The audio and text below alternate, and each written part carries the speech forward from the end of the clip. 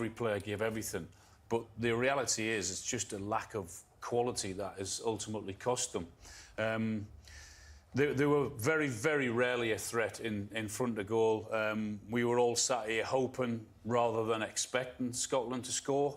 And then they got caught on the sucker punch at the end. They had to commit men forward. They had to go in search of that goal, and they were desperate to get that. But as I said, it's just a lack of quality, particularly in forward positions, I felt, where it matters most. You know, they didn't really create anything and never thought they were going to score. Having said all that, I thought the referee was give a terrible decision when Scotland should have had a penalty. I mean, for me, it was a penalty all day.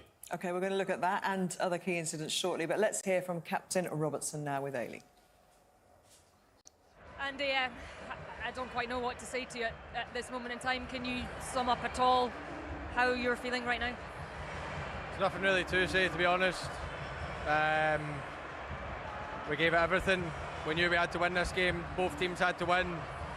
And if it was on the counter-attack, obviously, we've had a chance there, and I think it could have went either way, but that's football. That's how it goes, and yeah, it'll take a long time to go over this one. Yeah, it's so much control at the beginning of the game in the first half, and a lot of possession. It seemed to be trying to just make that magic moment in the final third. Yeah, we had a lot of possession first half without really doing anything with it, but we were in control. We controlled the game, passing the ball really well. But yeah, we just had to find that cutting edge. We knew there was going to be a point in the game where we could go for it, bring on the players that we had on the bench to kind of maybe bring, you know, just go for it that wee bit more, you know, bring on Armstrong, Christie, Shanklin, Morgan. And yeah, we did go for it, but yeah, like we got sucker punched at the end, and a draw wasn't going to be enough realistically, so both teams had to go for it, and unfortunately one of us had to lose. You've led this group of players for such a number of years and seen the development within this squad and this group of players, and I know it hurts just now, but do you see that development continuing, and perhaps you get back to this big stage and make happier memories? That's what we have to do, but that's not for tonight. That's what we have to hope in the future, but tonight and for a long time we have to get over this. Unfortunately, it's a tough one, and with international football, you know, sometimes you lose players and things like that, and we'll see what happens with that. But yeah, look, tonight's devastating. There's no buttering it up. All the lads are absolutely gutted, and yeah, but it's up to us to pick them up. But that only happens slowly but surely. But what I will say is thank you to the country, because we felt everyone behind us, and we knew the excitement back home. And yeah, sorry for letting you down. Andy, thanks for speaking to us tonight. Cheers. Well, the Hungary team there with Varga's shirt, Barnabas Varga, has been taken to hospital after the incident.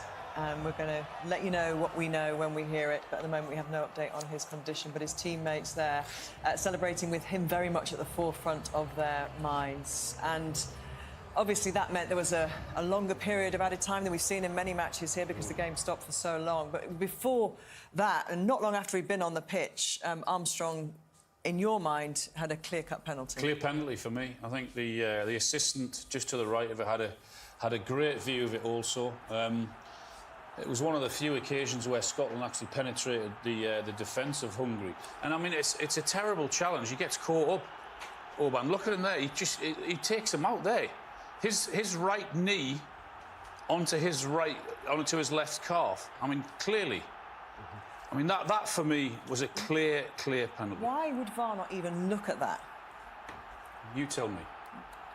I'm sure they would have looked at it. Why have they not called the referee back to look at it? They've had a look at it, but why have they not called the referee maybe to have a look? They didn't look at it because the referee had been involved in too many other things for me during the game. You know, he'd too much of the game. I think that's a penalty kick. They don't like overturning on-field decisions, but they could have taken him back to have a little look and see whether he, perhaps from another angle, would change his mind. I think that's clear. It's clear penalty, and I think Alan was saying, you know, maybe didn't think they've made maybe a decision it's not clear and obvious, but if the referee's choosing not to give that decision as a penalty, he must have not seen it clearly. Is there anything there for you that they would have a doubt about? I don't think so. I mean, clearly he hasn't given it on. So then for VAR to tell him to say you've made an absolute howler or a clear and obvious error. I think that is. I mean, you can see there, the clear can... Look, you can see his knee in the back of his calf there. And clearly he's taking him down. I think Armstrong does really well in getting his body in between himself and the ball. That in itself is good play. Then he sort of gets across him, which he's entitled to do. Yeah. So if the defender then wants to try and get to the ball, then he has to bring him down, which he has. So that was a clear penalty. David, you're in the position there of Steve Clarke. What are you thinking? Well, I'm looking and saying that's reckless challenge from the defender, and we're getting a penalty kick. And I think there's maybe, what, 3 or 4 minutes to go in the game at that time? It was a huge decision for it not to go to VAR. I mean, we were all in here shouting, saying that we think it's a penalty kick. And then when we saw it again from a different angle, we said, well, surely the people in VAR are seeing that and saying that should be at least telling the referee, hey, you'll need to go and have a look at the screen. Let's have a little look at the goal that ended up giving Hungary all the points, and a sucker punch is the best way to describe it, but well taken in the end, obviously coming from the back of a period of a bit of Scottish pressure as well, Rachel. Yeah, I mean, you can see how many men Scotland have committed forward, and they had to do that. But it's the way sort of Hungary break and their passing, and yeah, they've just been punished in the end. I have to say it's good play to get in there in the first place, and then the finish is a clever finish. He manages to keep it down, hit the target. Keeper's got no chance. I think it's easy because we know the outcome is a goal, but there's that moment. Lewis Morgan does really well. He's got the pace to get back, and he gets close enough. I think then, because we, as I say, we know it leads to a goal, but you're just saying, could you maybe just foul there, take a yellow card, stop the game, know you're in a moment that's extremely vulnerable after an opportunity from your own corner, but he doesn't choose to do that, and Hungary are very shrewd in those positions, and we've seen them beat a lot of other teams in the past by having that counter-attack system. Csoboth gets booked as well for taking his shirt off.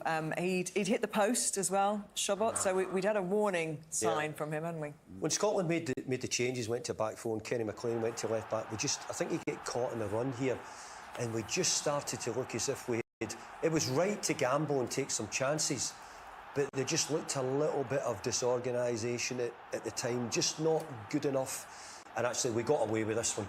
And when I thought we got away with this one, well, it's going to be we were the one who would get the goal. I think he had the option, didn't he, Szoboszlai in the middle. You can see his reaction afterwards when he's shot and hasn't gone in. Then his reaction is, well, he should have passed to him.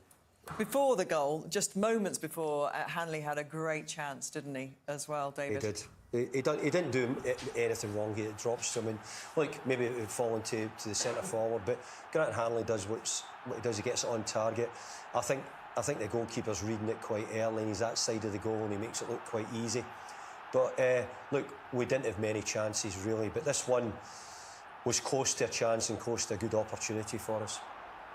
I think in total it was 3 on target in the end, but all of them came pretty much at the back end of the game, didn't they? It was desperation stakes, wasn't it? And they committed that many men forward in the hope that something would drop to them. That did there, but yeah, you just lacked that bit of quality the whole game. And that kind of desperation at the end, where the game opened up a little bit, you know, it doesn't mask the fact that for the majority of the game, Scotland just weren't good enough tonight.